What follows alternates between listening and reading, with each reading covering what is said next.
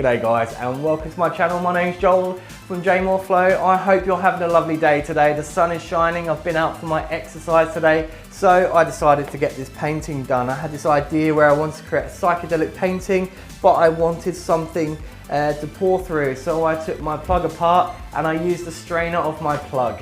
Okay, get these ideas into your head where you don't have to use something from the art shop. You can use something around your home. Just ask the wife first. Okay, we've got some bright, vibrant colors in this picture. I am going to put an embellishment on this. It's not going to be a big embellishment. It's going to be a nice, small, tidy, crisp embellishment.